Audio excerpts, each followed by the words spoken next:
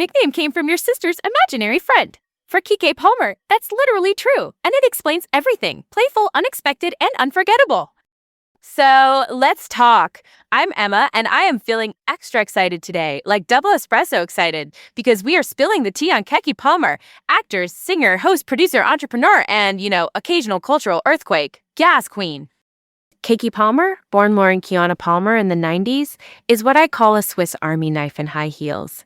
She moves from Akeelah and the Bee to Nickelodeon royalty to Broadway Cinderella to Jordan Peele's Nope to game show host to voice roles in Pixar to launching her own content network. She's not just in the industry, she's building new lanes on the freeway.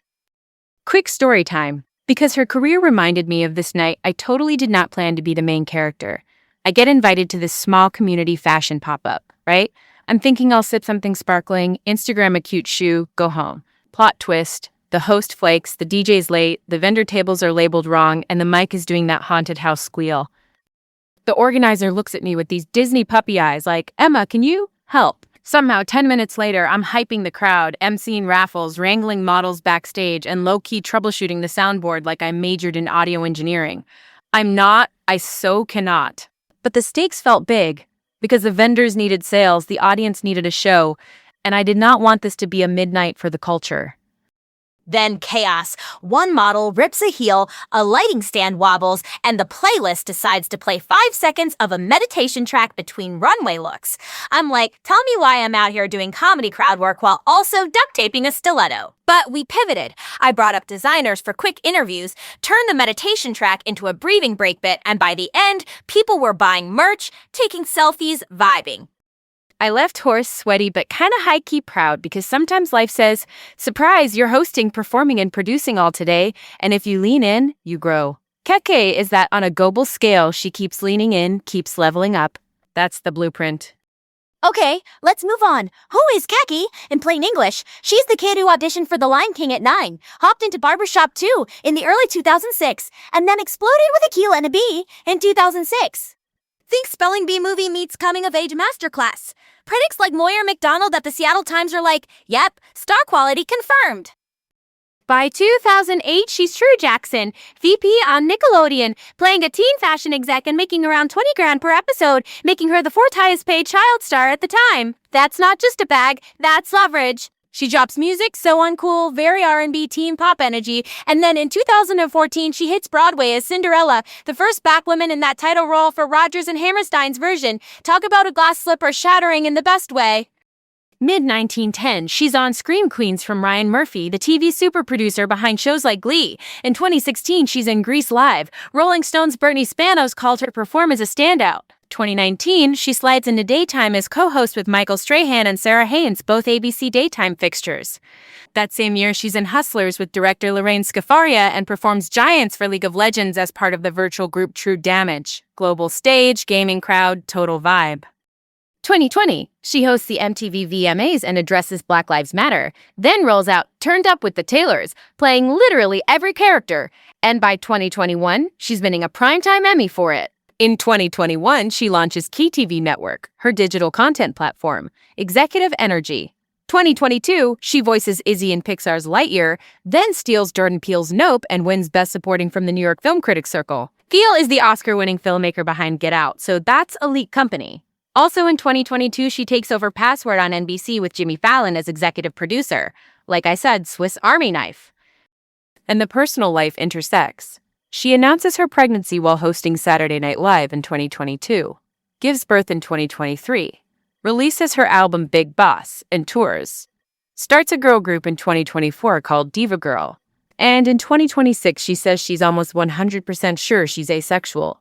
She's always been open about identity evolving, and honestly, I love that for her. Okay, let's jump to the people who shaped her. Her mom and dad were actors before moving into teaching and other work. Her dad even became a Catholic deacon. That's structure, performance, DNA, and service all under one roof. You can feel it in how she carries herself. Then there's Tyler Perry, the filmmaker and studio mogul behind Medea, who put her in projects early. Queen Latifah and Dolly Parton, both music and film legends, co-starred with her in Joyful Noise, which flexed her singing chops. And Jordan Peele, again, giving her a high-wire act in Nope. It's not just a role, it's a trust fall into prestige sci-fi horror, and she nails it.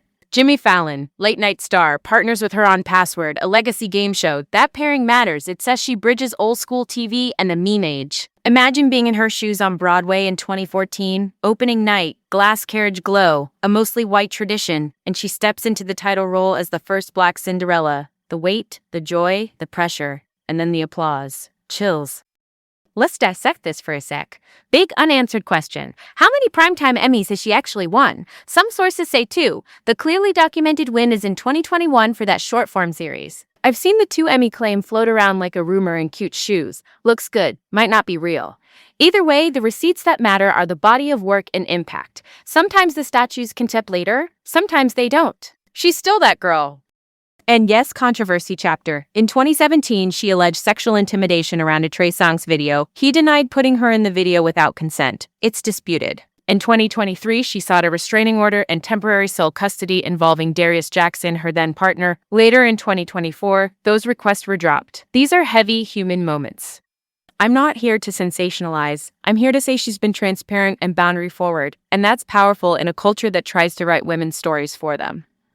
She's also shared about PCOS, anxiety, and depression, and in 2019, she talked about having an abortion at 24 as part of a broader movement, plus marching for BLM in 2020. The through line is agency. The brand is not just performance, it's radical self-authorship. Now for something different, lasting relevance. Akeelah and the Bee didn't just entertain, it rebranded academic excellence as cinematic cool, especially for Black kids often excluded from that narrative. True Jackson, VP said teen girls can be the boss. Password with Fallon proves she can refresh classic formats. And that League of Legends performance in 2019, she went from Nickelodeon to esports finals. Who does that? Keke does that.